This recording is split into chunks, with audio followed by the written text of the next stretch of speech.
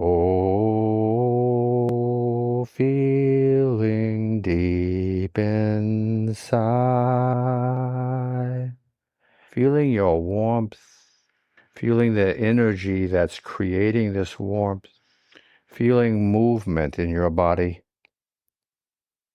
in your mind, in your level of receptivity, of your increasing sensitivity to your senses, to everything all around, inside, one's pulsing, one's circulation of life-giving oxygen, finding this. Clasp your hands together. You can put your fingers to fingers, digits to digits, thumbs to thumbs, palms to palms.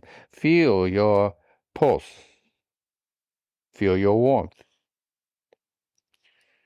You feel the tingling sensation of your being alive. There are many things going on simultaneously inside of ourselves. There are 37 trillion cells in your organization of life. It's a lot of goings on behind the curtains of the play of life. There's a lot of area that we are unaccustomed to thinking about and or dealing with unless something out of the normal occurs, of course. Then all of a sudden, everything changes in a twinkling of an eye. Being aware is a means to understand better what we're discussing and what we're interested in, meditation and mindfulness. They are all related. Meditation is a means, a tool one uses to begin to learn to focus on a thought train in a deliberate manner. We're asked to do this our whole lives, of course. When you go to school and you're studying a subject, or you're intent on a chore that you're doing or some kind of a task, of course, we do it all the time. It's why meditation is easy. To be able to hold our focus on something for a longer period of time. One begins to acquire a certain respect for the evolution of creation from when it began, about 14 billion years ago, to today. You begin to respect this immensity of what is before you, that one senses from what science has shared with us. So much going on.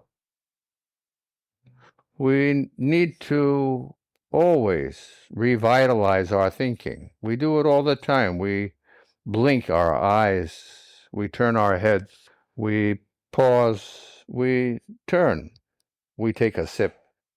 We're always refreshing our lens on what's occurring. Oh, this is a means of being able to facilitate change in this. How are you perceiving these changes as they're occurring? Because you're watching them moment by moment, and you're saying, oh, perhaps if I did this instead of this, then this would be better. This would be an improvement, and so on and so forth. This is where meditation begins to become mindfulness. The practice of meditation in itself can be dry if one doesn't have good instruction. It's as simple as that. One needs to realize why they are putting all these ingredients together to make what? To know that mindfulness is the cake that you are preparing the ingredients for, that you want to make a cake with icing and maybe candles. You want it to be a birthday cake for the universe. Expansiveness, perspective, is oftentimes an advantage for those that use it. They can learn from the past by seeing how humans have reacted, responded to whatever criteria we're talking about. So this is what meditation is. It's a built-up practice. Breathing, pulsing, shimmering. These are practices. Some of them thousands of years old. So mindfulness is when you begin to realize that with this practice of meditation, you can improve oneself, myself, ourself, yourself. A light goes off in one's mind. Not only am I part of an incredible universe, but I am the universe. I am born of the things that make up everything in creation. The primordial energy of our universe. I am this, one says.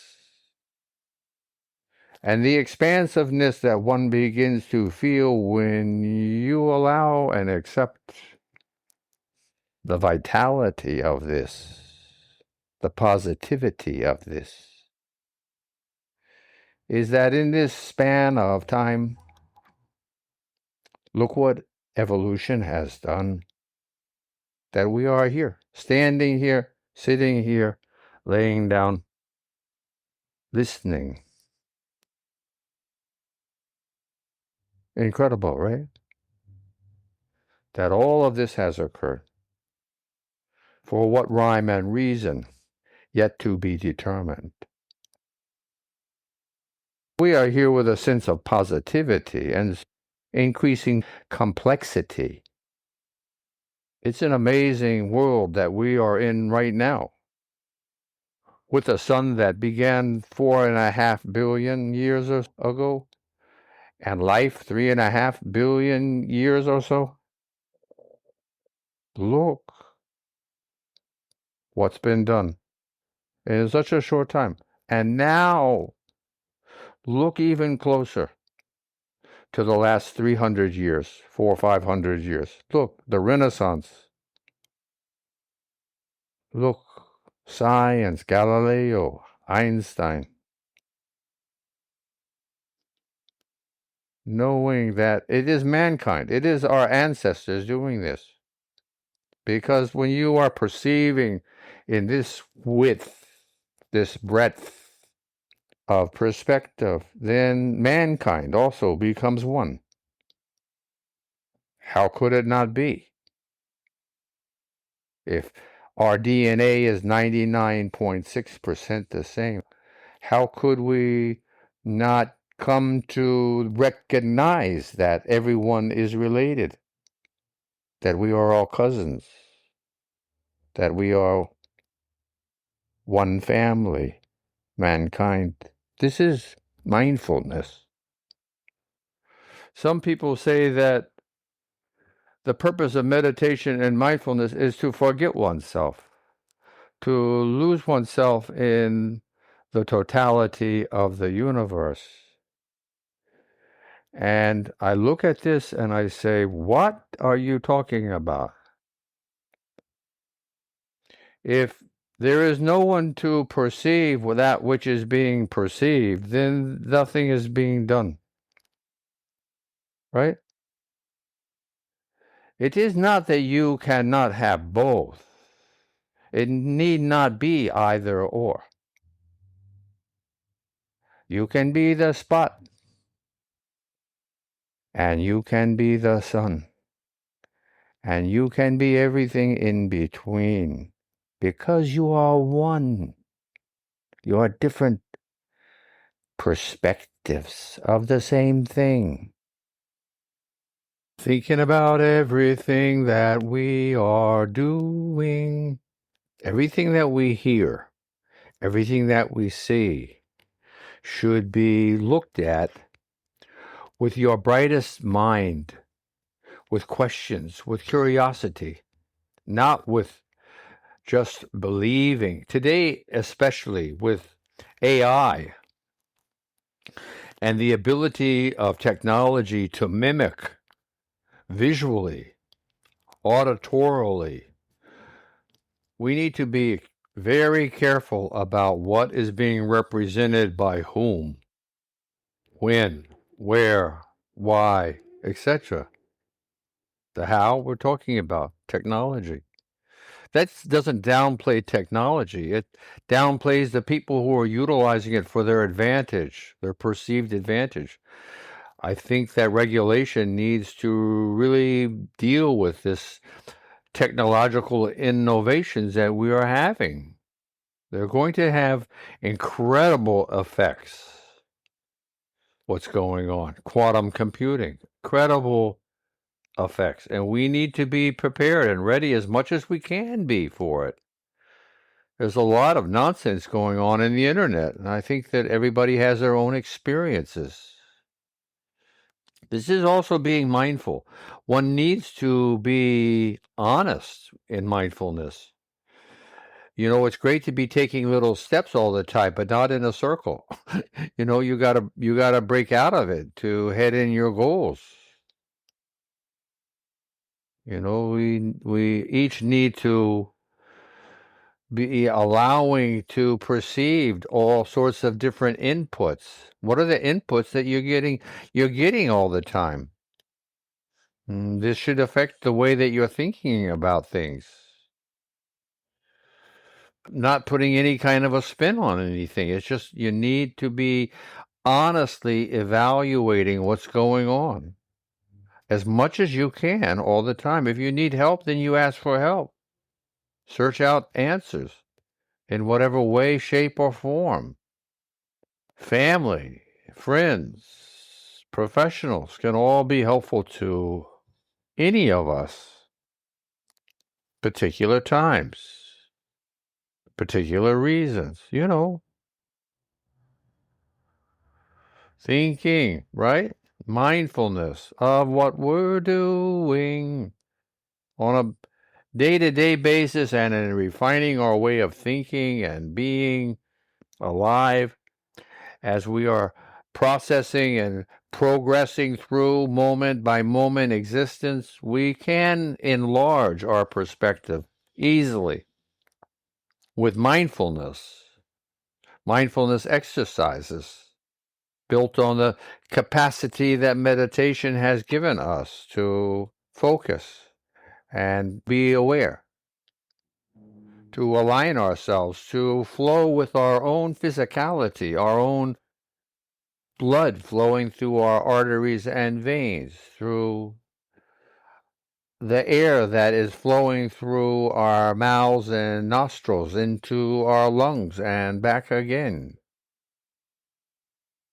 flowing through the awareness of the essence of life, the nature of creation, that we are shimmering with this energy, this cellular creation of 37 trillion cells, as it flows and glows during your moment-to-moment day.